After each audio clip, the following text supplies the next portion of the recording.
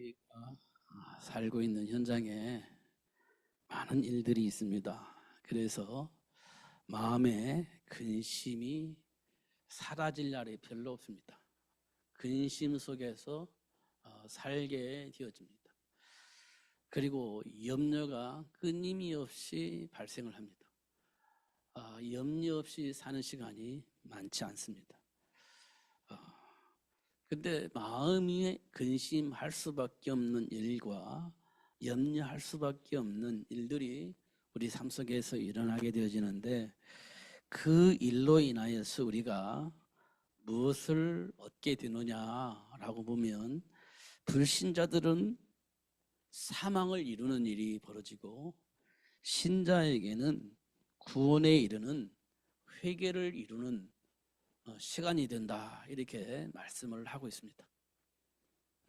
불신자는 그 문제 때문에 지옥에 가게 되어지는, 실패하는 삶을 살게 되어지고, 하나님의 자녀는 그 염려와 근심하는 일로 인하여서 답을 얻고 돌이켜서 하나님이 준비한 복을 받게 되어지는 그런 시간이 되어진다, 이렇게 말씀을 하고 있어요.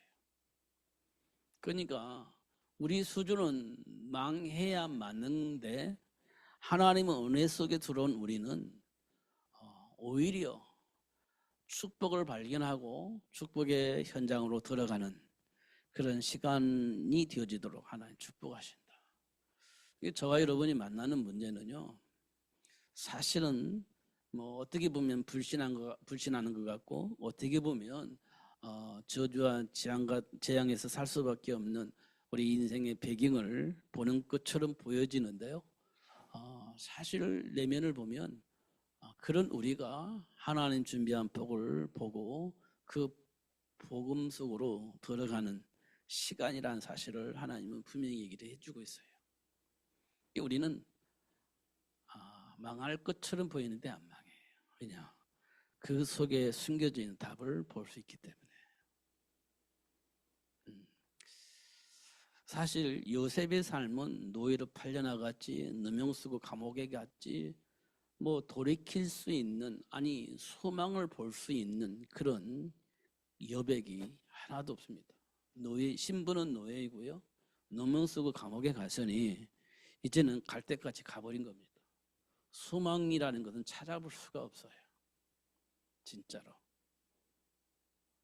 그런데 하나님은 요셉과 함께함으로 요셉이 만난 그 문제를 보면서 현장을 볼 수 있게 하셨고, 하나님은 요셉에게 그 현장을 보며 하나님 신 언약의 비밀을 깨달을 수 있도록 언약 붙잡고 기도하는 일을 할 수 있도록 그렇게 역사하셨습니다. 기도할 때마다 하나님이 계획이 보여졌고, 기도할 때마다 하나님이 원하시는 그 시간표를 보고 기다릴 수 있도록 그렇게 역사를 하셨습니다. 결국은 만남을 통해서 애굽의 왕을 만났고, 결국은 그가 가지고 있는 고통스러운 시간 속에 숨겨져 있는 하나님 준비한 복을 전달하게 되어졌습니다. 그리고 나서 7년의 풍년을 아주 지혜롭게 보내게 되어졌고요, 그 지혜로운 삶을 통해서 7년의 징후를 잘 넘어설 수 있게 하셨습니다. 그게 하나님이 요셉에게 주신 축복이고, 선택할 수 있는 지혜였습니다. 분별할 수 있는 지혜였어요. 풍요로우니까 흥청망청 사는 게 아니라 7년의 기근을 대비할 수 있는 그런 복을 알게 되어졌고, 그런 지혜를 가지고 준비를 했던 겁니다. 더 중요한 것은 애굽 왕 바로가 그걸 인정하고 실행에 옮길 수 있도록 했다는 거예요. 누구 말을 듣고? 요셉의 말을 듣고. 이때 바로 왕은 어떤 마음이었을 것 같습니까? 7년 풍년 동안에 이렇게 막 저축하고 이런 모습 막 즐겨야 되는데 안 즐기고 저축하는 그 모습을 볼 때 조금은 이럴 때는 좀 즐겨도 될 것 같은데 꼭 이렇게 해야만 하나, 이런 생각도 들 수 있었을 겁니다. 지금 우리 감정을 가지고 해석을 해보면 요셉이 왕이 이 정도면 우리 좀 이 정도는 즐길 필요가 있지 않아? 이 정도는 우리가 할 수 있는 거 아니야? 이렇게 생각을 할 수 있었을 겁니다. 그런데 그 감정을 정리하고 요셉의 말대로 이렇게 대비를 한 겁니다. 7년의 기근이 올지 안 올지 모르겠지만 어떤 대비한 거예요. 그런데 7년의 기근이 왔을 때 바로왕은 어떤 생각을 했을 것 같습니까? 야, 잘했다. 진짜 잘했다. 그러면서 요셉을 어떻게 봤을 것 같습니까? 야, 우러러 봤겠죠. 진짜 우러러 봤지 않겠습니까? 야, 대단하다. 그래 맞죠. 그러니까 다 맡겨버렸지 않습니까? 요셉에게 모든 걸 다 맡겨버렸잖아요. 이게 하나님이 하나님과 함께하는 자에게 주어진 복이에요. 생각과 마음을 빼앗기지 않고 하나님이 원하시는 그 삶 속에서 생각할 수 있는 삶을 살 수 있도록 하나님이 하신 겁니다. 그래서 어떻게 해요? 이방 임금이요, 요셉을 하나님 보듯이 보게 만든 겁니다. 하나님께서. 그러니까 요셉의 말은요, 누구도 터치할 수가 없어요. 왕이 다 인정해버렸으니까. 도장까지 줘버렸잖아요. 그러니까요, 요셉의 말을 누가 감히 말할 수가 없어요. 그런 상황에 뒤어지게 만든 겁니다. 요셉은요, 마음껏 하나님을 찬양하고 마음껏 하나님이 예배할 수 있는 상황을 만들 수가 있죠. 그게 하나님 자녀에게 주어진 복입니다. 근데 우리는요, 여전히 공격을 당해요. 그럼에도 불구하고 우리 여전히 공격을 당해요. 그 공격의 통로는요, 두려움입니다. 과거를 통해서 보면서 혹시 나에게 이런 문제가 오지 않을까? 혹시 이런 저주와 같은 재앙의 문제가 나에게 오지 않을까? 과거에 경험했던 그 문제들이 혹시 나에게 오지 않을까? 이런 염려와 두려움입니다. 그를 통로로 삼고 지금도 여전히 오는 사자처럼 삼킬자를 잡고 있는 사탄이 공격을 해온다는 겁니다. 그건 어쩔 수가 없죠. 있는 겁니다. 오는 거예요. 만나는 겁니다. 그때 나는 뭘 기준으로 삼고 그 문제에 대한 답을 쓸 것이냐는 거예요. 현실은요, 염려와 두려움 속에서 선택할 수밖에 없는 일들이 벌어지는 겁니다. 그때 나는 어떤 기준을 가지고 어떤 감정을 가지고 해석할 것이냐.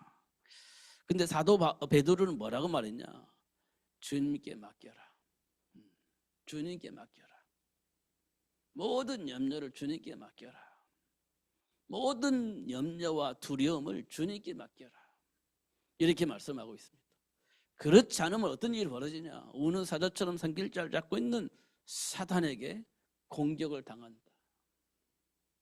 그러면 어떻게 되냐? 실패하는 상황이 벌어지는 겁니다. 그럼 어떻게 하면 이기냐? 맡겨라, 예수님께. 이렇게 말씀을 하고 있습니다.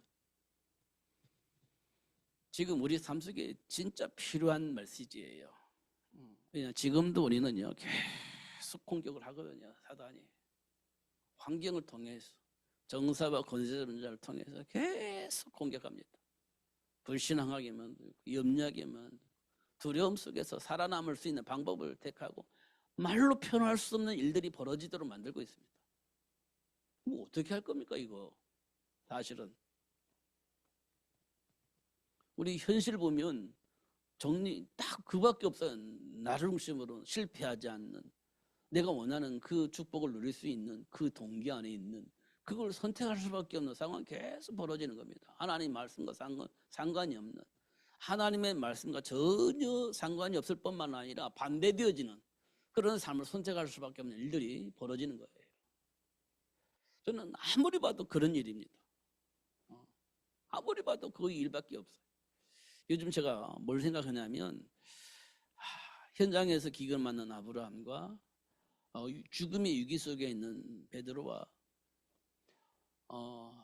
에서와 야곱과의 갈등 속에서 이삭은 어떤 선택을 할 것인가 라고 생각할 때 하나님의 말씀에 장자가 그 복을 받을 수밖에 없도록 만들어 놨잖아요. 그게 이제 전통인데 그 안에서의 생각이 굳어져 버렸습니다. 하나님과의 대화가 안 되어지고 그 전통에 의해서 모든 것이 선택이 되어졌다는 거예요. 그게 바리새인들이 가지고 있는 율법주의입니다. 하나님이 하시는 일과 상관없이 그 전통에 의해서 모든 것이 결정이 되어지는 겁니다.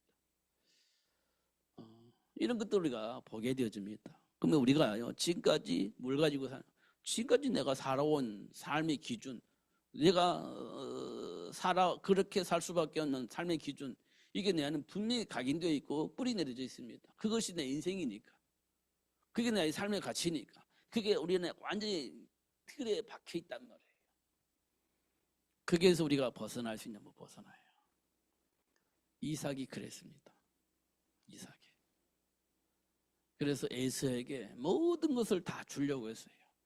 하나님은 야곱을 선택했는데 상관없이 이제 전통에 의해서 에서가 장자권을 가지고 하나님 원하는 일을 할 수 있도록 만든 겁니다. 근데 하나님은 에서와 함께 하지 않았어요. 누구와 함께 하냐? 야곱께 함께하기로 작정을 하신 겁니다. 그러면 이삭에게 그 사실을 알렸겠어요? 안 알렸겠어요? 알렸죠. 알렸습니다. 분명히. 누구를 통해서? 이삭의 부인을 통해서 그 사실들을 알렸습니다. 분명히 알렸어요. 그런데 이삭은 그 전통이라고 하는 그 틀에서 벗어나지 못하고 끝까지 에서에게 그 장자권의 축복을 전달하려고 했어요. 그런 삶이 지금 우리에게 있는 겁니다. 하나님 지금 하시고자 하는 그것보다는 그 전통적인 어떤 그런 흐름 속에서 벗어나는 그런 것도 우리가 확인을 하게 되어집니다. 그러니까요. 결국 그렇게 묶여있는 삶 속에서 이 땅에 많은 사람들은 어떻게 살기를 원하냐? 해방되어지기를 원하는 거예요. 율법의 틀이라는 그 틀에 묶여있는 우리는요. 거기서 해방되고 싶어요. 자유롭고 싶어요. 그러니까 그 자유를 선택을 하는 겁니다. 묶여 사는 것보다는 자유를 선택하는 거예요. 저도 그럴 것 같아요. 묶여 사는 것보다는 자유로움이 좋잖아요. 그러니까 율법 안에 갇혀 있는 것보다는 거기서 벗어나는 그런 삶을 살고 싶은 거예요. 해방되어지고 싶은 겁니다. 그걸 교묘하게 이용한 것이 사단이 만든 세상 풍조입니다. 자유롭게 살자는 거예요. 묶여있는 삶보다는 자유로운 삶이 좋잖아요. 그러니까 세상 풍조를 통해서 자유로움을 얻게 하는 겁니다. 근데 그 자유로움이 어느 정도 자유로움이냐? 상상을 해보세요. 정체성을 놓치게 만들고 정체성을 누리지 못하게 만드는 겁니다. 그리고 어떻게 인간을 망하게 만드는 거예요. 내 정체성이 있는데 그 정체성을 넘어서버리는 겁니다.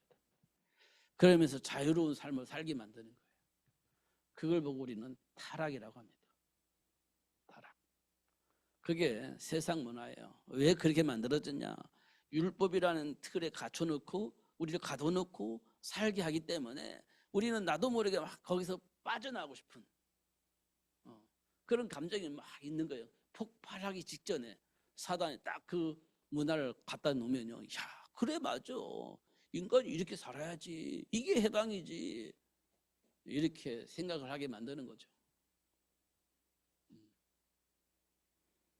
그걸 보고 사람들은 자유라고 하는데 그건 자유가 아닙니다. 쾌락입니다. 이런 부분들 우리가 분별할 수 있어야 돼요. 그런데 그거를 알려면 우리 내 인생의 배경을 아는 것이 굉장히 중요하고 지금 삶의 환경의 뿌리를 아는 것이 굉장히 중요하다는 거죠. 그렇지 않으면 우리는요 벗어날 수가 없습니다. 아니 우리 스스로가 그 길로 들어갈 수밖에 없어요. 왜냐? 그게 해방이고 우리가 원하는 자유라고 착각을 하기 때문에 그렇습니다. 이런 속에서 우리는 살고 있는 겁니다, 지금. 근데 사도 바울은 고린도 교회에게 이렇게 편지를 써요. 내가 지금 참으로 기쁜데 왜 기쁘냐면 너희가 근심함으로 회개함에 이르렀다. 이게 뭐냐? 이게 뭐지라고 계속 고민하고 근심하고 답을 찾으려고 하다가 결국은 뭘 찾았냐? 돌이킬 수밖에 없는 그 답을 찾았다는 것이다. 그래서 나는 너무 기쁘다. 너희들이 막 고민하고 갈등하는 그 문제 속에서 답을 찾은 너희들 보기에는 너무 기쁘다.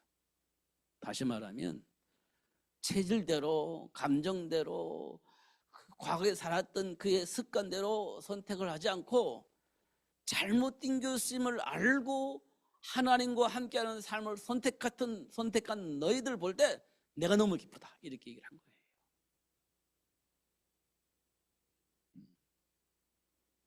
이걸 우리가 삶 속에서 꼭 확인했으면 좋겠습니다. 겉으로는 불신하는 것 같고 염려하는 것 같고 마음의 근심 속에서 어떻게 해야 될지 알지 못하고 막 방황하는 것 같은데 알고 보니까 하나님께서 정상적인 지혜를 가지고 분별하고 돌이킬 수 있는 복을 받은 너희를 볼 때 내가 너무 기쁘다. 그렇게 말씀을 하신 겁니다. 그러면서 너희들이 하는 근심은 그러면서 말합니다. 후회할 것이 없는 구원에 이르게 하는 회개를 이룬다. 이렇게 얘기를 했습니다. 후회할 수 없는, 후회하지 않는, 그리고 구원에 이르는 회개를 이루신다. 이렇게 말씀을 하십니다. 그러나 세상의 근심은 사망을 이루게 한다. 이렇게 얘기를 하고 있어요. 그 언약 안에 준비된 축복 다시 한번 우리 확인해 봅시다. 하나님께서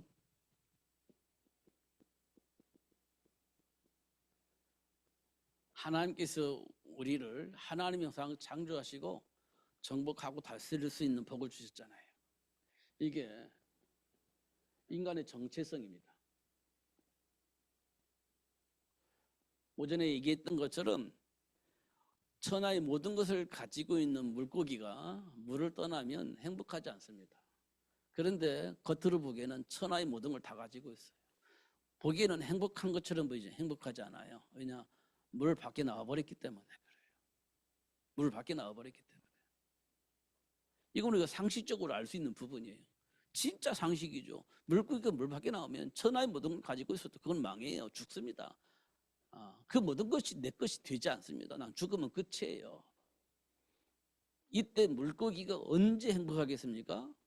천하의 모든 것 다 잃어버린다 할지라도 물속에 들어갔을 때 그때가 가장 행복할 겁니다. 왜냐? 그때 생명이 보존되어지고 그 속에 있는 모든 것을 즐기면서 누릴 수 있는 삶이 시작되어지기 때문에 그래요. 그 속에 모든 것이 다 있습니다. 물고기에게 필요한 모든 것이 물속에 다 있어요. 그래서 물고기는 행복해요. 필요한 게 다 있어요. 물속에. 행복합니다. 비로소 행복해요. 그렇구나. 하나님의 백성이요. 하나님의 형상대로 창조된 하나님의 백성이요.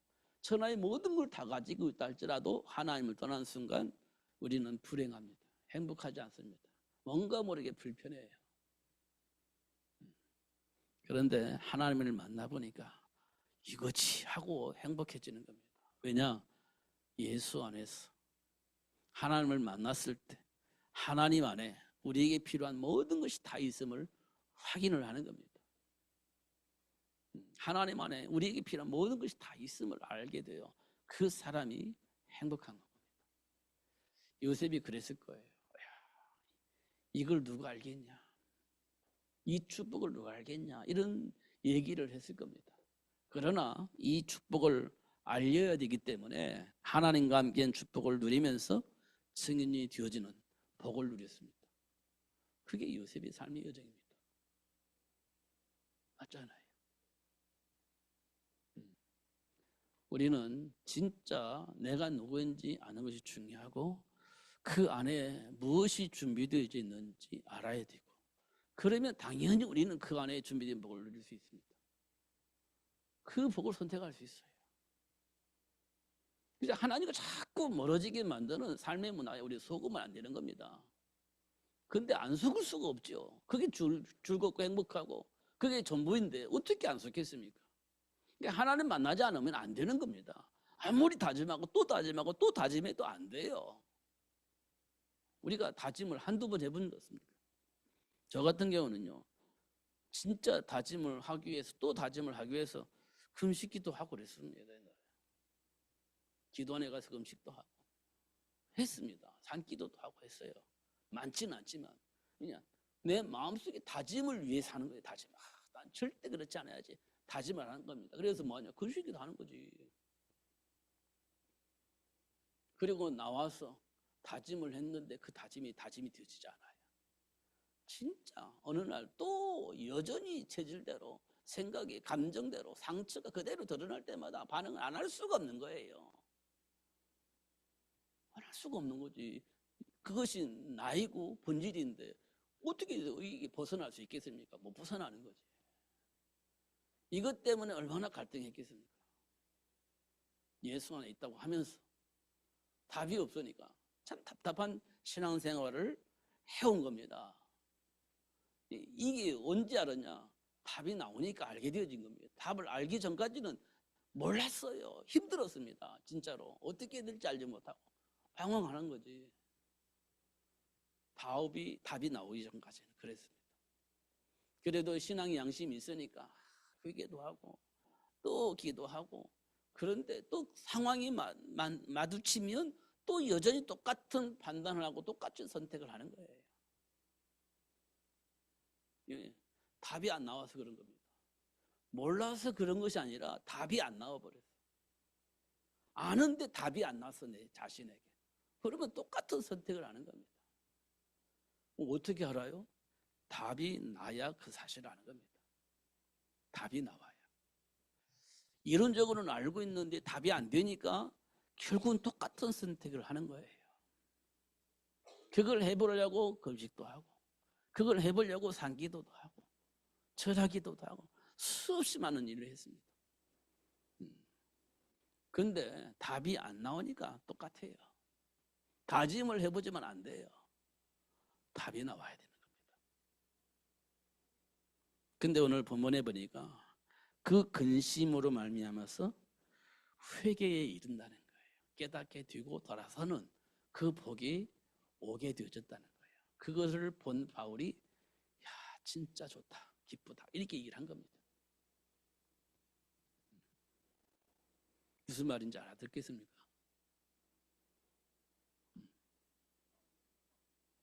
그게 결론이에요. 그게. 그러니까요. 하나님 이 속에 있는 사람들이요. 이 속에 있는 사람들에게 하나님께서 이 말씀을 주셨잖아요. 선악과 먹지 마. 먹으면 죽어. 이 말을 아담과 하와가 들었단 말이에요. 근데 이 말씀이 답이 안 됐어요. 이 답이 안 돼요. 그러니까 어떻게 돼요? 하나님께서 답이 안 되니까 하나님께서 에덴 동산에 뭔가가 답을 줘야 되잖아요. 그러니까요. 이렇게 되는 거예요. 7절까지 보는 게 맞아요. 이렇게 사건을 일으키는 겁니다. 여기에 누가 있죠? 하나님의 말씀을 왜곡하고 불신케 하는 겁니다. 하나님의 말씀을 왜곡하고 불신케 하는 어떤 존재를 드러내 주신 겁니다. 이걸 우리는 사탄 이렇게 얘기를 하죠. 이게 지금 뭘 말해주고 있습니까? 아담과 하와를 혼돈하게 만드는 겁니다.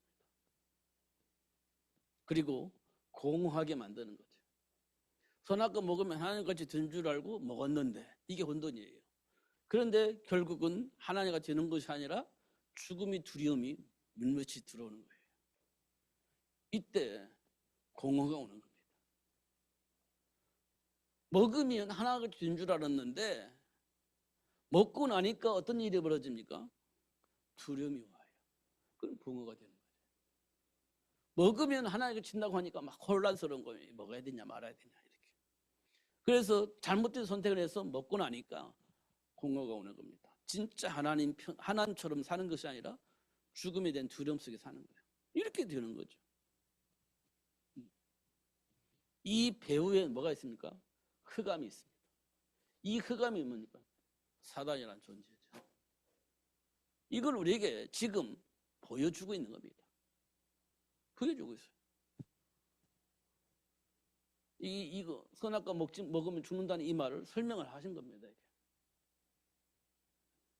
그리고 나서 답으로 창세기 3장 15절을 주는 거예요. 그 사단의 머리를 상하게 할 여자의 후손을 통해서 너에게 주었던 그 모든 복을 회복해 주겠다. 이렇게 약속을 한 겁니다. 회복해 주겠다. 이 여자의 후손을 통해서. 그런데 이 말씀을 통해서 다시 뭘 깨달아야 돼요?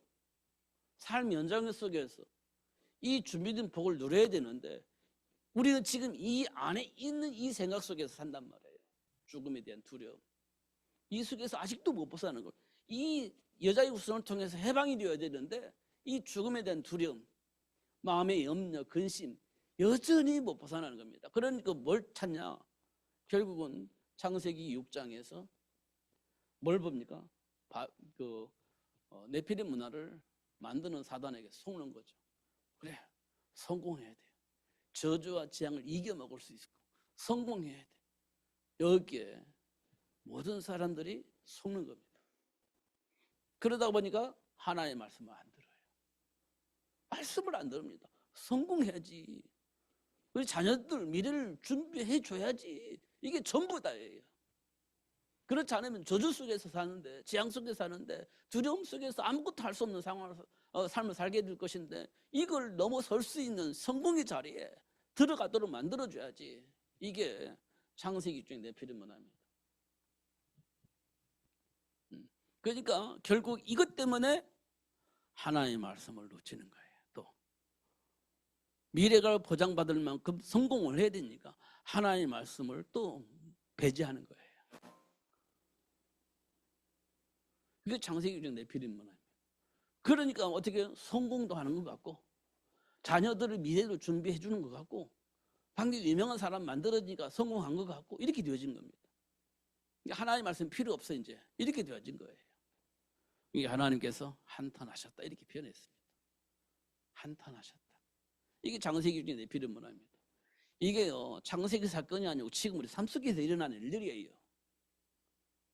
우리 내면 속에 이게 자리 잡고 있고 우리는 이 방향만 찾아서 살고 있단 말이에요. 지금 이 속에 있는 거예요. 지금 우리가 여전히 이 속에 있는 겁니다. 상황 되면 이 속에 있다는 걸 우리가 확인하는 거예요. 여전히 이 기준을 가지고 살고 있다는 사실을 확인할 수 있어요. 여전히 똑같습니다. 지금 무시하고 성공을 위해서 미래를 위해서 선택하며 사는 거예요. 그게 창세기 네피림 문화입니다. 여전히 똑같이 이렇게 살고 있어요. 그리고 나서 우리는요 해결할 수가 없잖아요. 이거는요 근본적인 문제니까.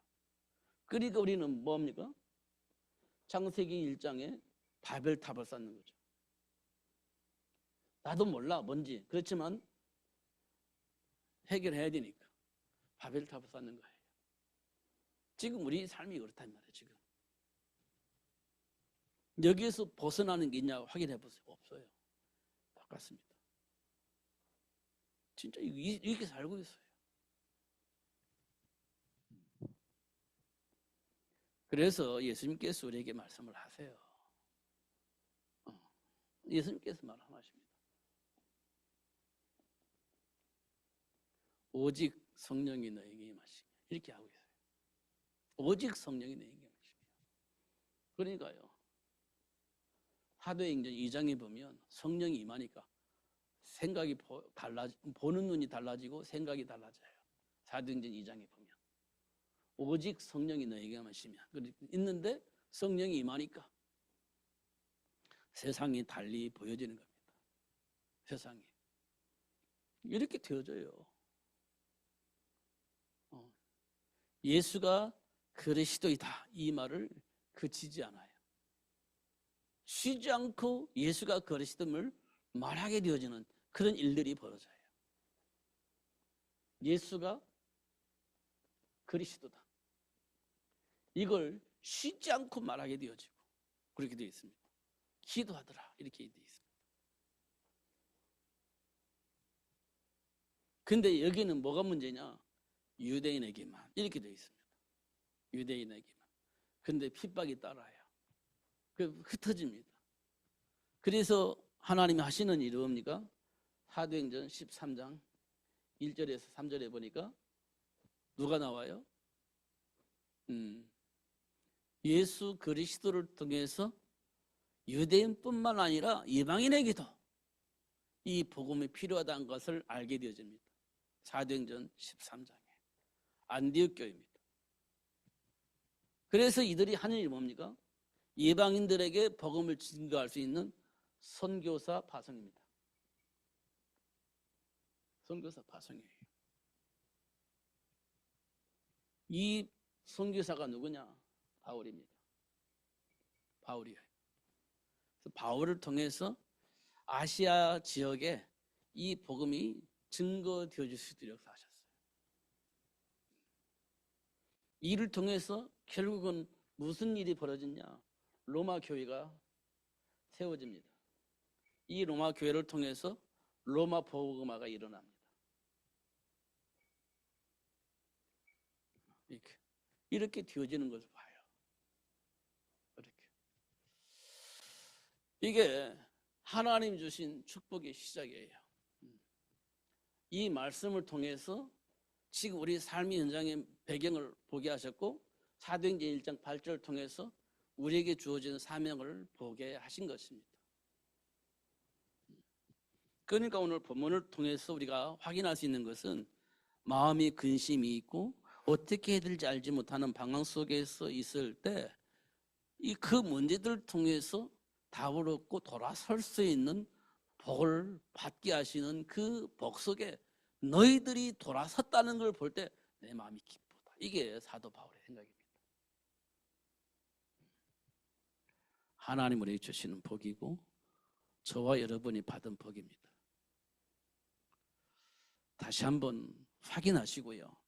그냥 이념 속에 당연한 거라고 생각하지 마시고 지금 내가 성령의 인도 속에 있느냐, 인도를 받고 있느냐, 하나님의 계획 속에 있느냐, 그 속에서 내가 삶을 누리고 있느냐, 이런 것들을 한번 점검해 보시기를 바랍니다. 나는 그래도 돼. 아니 나는 뭐 예수 안에 있으니까 이렇게 있느냐, 아니면 실제적으로 성령의 인도 속에서 내가 따라가고 있느냐, 이 부분을 좀 우리가 확인해 보자는 거예요. 나는 어쩔 수가 없는데 도전해야죠. 나는 원래 그래. 도전해야죠. 그게 묶여 있으면 안 돼. 우리 환경이 그런데 어쩔 수가 없어. 도전해야죠. 그렇지 않습니까? 말씀 붙잡고 기도하면 하나님이 역사하실 거 아니에요. 하나님이 원하는 게 무엇인지 알고 진짜 기도한다면 하나님이 그 길을 갈 수 있도록 역사하실 거 아니에요. 문을 열어주실 거 아니에요. 그냥 어쩔 수가 없으니까 그냥 당연한 것처럼 그렇게 살면 평생 그렇게 살아야 되겠죠. 그런데 하나님이 원하신 그 일을 위해서 기도하고 준비한다면 그 길을 갈 수 있도록 문을 열어주실 것이고 또 그렇게 되어질 수밖에 없도록 하나님이 역사하시지 않겠어요? 하나님 원하는 그 일을 위해서 기도하는데 안 하실 수가 없죠.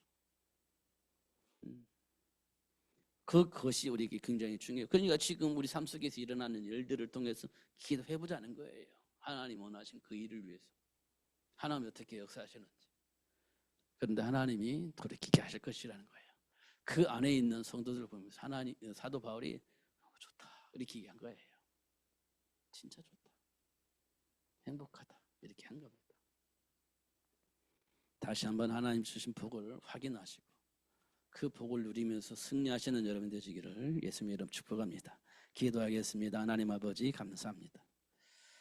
몰랐을 때는 핍박자였고 몰랐을 때는 방해자였습니다. 가지고 있는 지식이 전부였었고 예수가 그리스도임을 절대 거부했던 그런 삶을 살았습니다. 하나님의 은혜 속에서 부름을 받고 난 이후에는 사도 바울이 이런 말을 했습니다. 나는 죄인 중에 괴수다 이렇게 표현했습니다. 그러면서 과거에 가지고 있던 모든 삶의 철학은 초등 학문에 불과하다. 그리스도라는 것이 최고의 지식이라고 고백했습니다. 하나님께서 우리에게도 은혜를 베풀어 주셔서 예수가 그리스도임을 인정하고 고백할 수 있는 복을 주셔서 감사하고 세계의 복음을 향해서 생각을 바꾸고 삶의 기준을 바꾸고 세계의 복음을 위해서 준비하며 도전할 수 있는 삶을 살 수 있도록 축복하신 하나님께 감사합니다. 하나님 원하시는 그 일을 위해서 충성할 수 있는 삶이 될 수 있도록 성령으로 충만하게 해주시고 가르쳐 깨닫게 하시고 돌이켜서 하나님 편에서 준비된 복을 누리면서 증인이 될 수 있는 삶이 될 수 있도록 축복하여 주옵소서. 예수님 이름으로 기도하옵나이다. 아멘. 325장